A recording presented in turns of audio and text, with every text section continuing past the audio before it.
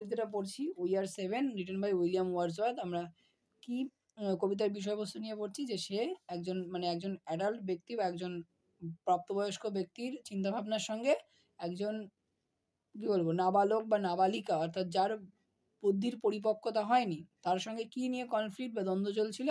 মৃত্যু সম্পর্কে। একজনের কাছে বা একজন প্রাপ্তবয়স্ক বা যুক্ত মানুষের বাস্তব বুদ্ধিসম্পন্ন মানুষের কাছে মৃত্যু মানে কি? তার অনুপস্থিতি। আর একজন বাচ্চার কাছে মৃত্যু থাকা সত্ত্বেও তাকে সে একজন কি? তাদের মধ্যেই একজন হিসেবে সে কাউন্ট করছে, ধরছে। সেই যে দ্বন্দ্বটা এবার আমরা এই নেক্সট যে সেগমেন্ট আজকে আমরা পড়বো অর্থাৎ লাস্ট যে ৬ টা স্ট্যানজা দেয়া আছে সেই ৬ টা স্ট্যানজায় আমরা জানবো। দেখো, "you say that two at Conway dwell." তুমি তো বললে, এটা কবি তাকে বোঝাচ্ছে। তুমি তো বললে ২ জন কনওয়েতে বাস করে। "And two are gone to sea." এবং ২ জন গিয়েছে সমুদ্রে। "Yet you are 7।" এখানে ইয়ে বলতে you. "I pray you tell." আমি অনুরোধ করছি তুমি বলো, "সুইট মেট", মিষ্টি মেয়ে, "হাউ দিস মে বি।" কিভাবে এটা হলো? মানে ব্যাপারটা কবির এবার তাকে বোঝাচ্ছে। তুমি আমাকে ব্যাপারটা বলো যে তোমাদের মধ্যে ২ জন কনওয়েতে থাকে। ২ জন থাকে কোথায়? ২ জন গেছে সমুদ্রে। আর তুমি তাহলে আর বাকি যে ২ জন তার কথা কিন্তু এখানে বলেনি। যারা শুয়ে আছে চেয়ারে তার মানে তারা তো মৃত। তাই বলছে তাহলে তোমরা ধরো ওখানে ২, ২, ৪ চলে গেল। আর তুমি একজন ৫। তাহলে তোমরা এখন তো ৫ জন। তাহলে তোমরা কেন তুমি ৭ ভাই বোন বলছো? 7 আর উই। তাই বলছে কি করে এটা সম্ভব? নেক্সট রেঞ্জা বলছে দেখো, "then did the little maid reply." তারপর সেই ছোট্ট মেয়েটি উত্তরে বলল কি? "7 boys and girls are we." আমরা তো ৭ ভাই বোন। "2 of us in the churchyard lie." আরে মশাই আপনি তো ভুল করছেন। আমাদের মধ্যে তো ২ জন আছে যারা চার্চইয়ার্ডে শুয়ে রয়েছে। "Beneath the churchyard tree." ওই যে চার্চের সংলগ্ন জমির যে গির্জার পাশের যে চার্চের পাশে যে একটা গাছ আছে সেই গাছের যে তলায় সেই তলায় তারা শায়িত রয়েছে। অর্থাৎ তাদের শায়িত অর্থাৎ তারা মৃত সত্ত্বেও সেই বাচ্চা মেয়েটি বা তাদের যে ছোট বোন তাদেরকে সে কি করতে চাইছে না, তাদের থেকে কাউন্ট থেকে আলাদা করতে চাইছে না। কারণ কি? সে মৃত্যুর কনসেপ্টটা কি জানে না। দেখো তারপরে বলছি, "you run about my little made."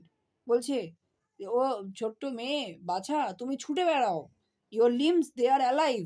তোমার অঙ্গ প্রত্যঙ্গ তো জীবিত। মানে কি? তাকে বোঝাতে চাইছে অর্থাৎ একজন অ্যাডাল্ট ইন্ডিভিজুয়াল তার বাস্তব বা প্র্যাকটিক্যাল নলেজ দিয়ে বোঝাচ্ছে, দেখো তুমি তো এরকম হাত পা নাড়তে পারো, তুমি তো ছোটাছুটি করতে পারো। তার মানে কি? তুমি জীবন্ত। কিন্তু তারা কি? মাটির মধ্যে কবরাইত বা শুয়ে রয়েছে। তাই তারা কি জীবন্ত? তাদের কি ধরতে পারি আমি? কবি এইটা বোঝানোর জন্য তার পয়েন্টটাকে প্রতিষ্ঠা করার জন্য ওই বাচ্চাটাকে বোঝানোর জন্য তিনি বলছেন। "If two are in the churchyard laid." বলছে যদি ২ জন চার্চইয়ার্ডের মধ্যে শুয়েই থাকে, "দেন ইয়ে আর only 5।"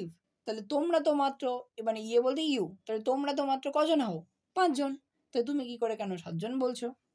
"Their graves are green, they may be seen." The little maid replied. সেই লিটল মেয়ে কি উত্তর দিল? যে বলছে, "Their graves are green." Grave মানে কি? সমাধি। তাদের যে সমাধিস্থান সেটা তো সবুজ। অর্থাৎ ধরো কবরাইত করার পর তার উপরে তো মাটি ফেলে দেওয়া হয়। এখন মাটির ওপরে পরবর্তীতে ঘাস বা অন্য আগাছা জাতীয় বা যাই হোক বিভিন্ন গাছগাছলা জমা হয়। ধরো ঘাসই ধরো হয়েছে। তাহলে সেই গ্রেভটা কি? সবুজ। এবার ধরো সবুজ কিসের প্রতীক? জীবন্তের প্রতীক। বা লাইফের প্রতীক। জীবন্ত একটা তাজা তরতাজাভাবে সবুজ। তাই বলছে তাদের গ্রেভস হচ্ছে কি সবুজ। দে মে বি সিন, তাদের দেখলেই দেখতে পাবে যে তাদের যে ওখানে সেই গ্রেভ অর্থাৎ কবরস্থানটা কি সবুজ। দ্য লিটল মেড রিপ্লাইড, সেই ছোট্ট মেয়েটি উত্তরে বলল, 12 steps or more from my mother's door and they are side by side. বলছে তার মায়ের যে বা সে আর তার মা যে কুটির ঘরে থাকে সেই কুটিরের ঘর থেকে কত ১২ পা বা তার থেকে হয়তো একটু বেশি পা গেলেই তারা সাইড বাই সাইড অর্থাৎ পাশাপাশি শুয়ে আছে। কে? তার সেই এক মৃত ভাই এবং মৃত বোন। How many are you then? এবার তাহলে কবি এবার হচ্ছে অধৈর্য হয়ে পড়ছে। কবি তাহলে হয়তো ভেবেছে কি? কবি বুঝতে পেরেছে যে ওই মেয়েটা হয়তো তার এই কথা বুঝতে পেরেছে যে সে তো চলাফেরা করতে পারে তাহলে সে জীবিত। তাহলে এখন আমি বুঝিয়ে দিয়েছি তাহলে সে হয়তো তাদেরকে আর কাউন্ট করবে না। কিন্তু দেখো কি হয়? যে how many are you then said I. Poet বলছে কি? তাহলে তোমরা এখন কতজন হলে বলো তো? If they two are in heaven, যদি তারা ২ জন স্বর্গে যায় তো? Quick was the little maid reply. Little মেয়ে মানে সেই ছোট্ট মেয়েটি সঙ্গে সঙ্গে উত্তরে কি বলল? যে ও মাস্টার উই আর 7। ও মহাশয় আমরা ৭ জন। তাহলে মেয়েটি কি বুঝলো? না। তাহলে মেয়েটির কাছে মৃত্যুর কনসেপ্ট কি ক্লিয়ার হলো? পোয়েটের বাস্তব বুদ্ধি দ্বারা বা একটা প্রাপ্তবয়স্ক বিচারবোধ দ্বারা হলো কি? হলো না। লাস্ট আমাদের স্ট্যানজাতে দেখো কি বলছে। But they are dead, those two are dead. এখন কবি আরো অধৈর্য হয়ে এতক্ষণ একটা শিশুকে তার ভাই বা বোন যে মারা গিয়েছে সেই দুঃখ বা সেই কষ্ট যাতে না হয় তাই তাকে কি ঘুর পথে বোঝাচ্ছিল। এখন সে ডাইরেক্ট প্রোক্লেম করছে, কি বলছে যে কিন্তু তো তারা মৃত, দোজ টু আর ডেড, তারা মৃত। দেয়ার স্পিরিটস আর ইন হেভেন, তাদের আত্মা কোথায় আছে? স্বর্গে। দেখো কমা দিয়ে টি আছে, এটা পোয়েমে এটাকে বলা হয় ইট, তাহলে ওটা কি হবে? ইট লিখে রাখতে পারো তোমরা। It was throwing words away for still, অর্থাৎ তার সাথে কথোপকথন যেটা হলো সেই কিছু শুধু কথোপকথনই হলো।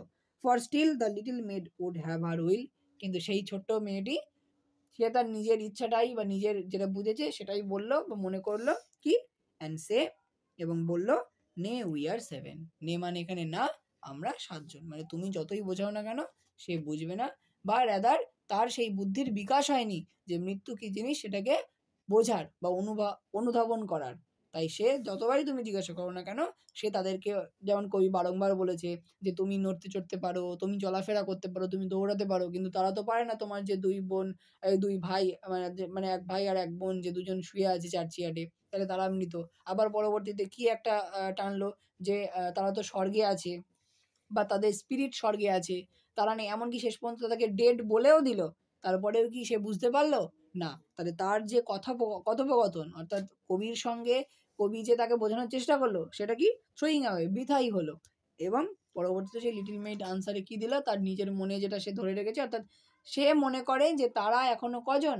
7 জনই ভাই বোন মিলে তারা সবাই। তাই সে বারংবার এইটাই বলে যাচ্ছে যে না আমরা 7 জন। ক্লিয়ার?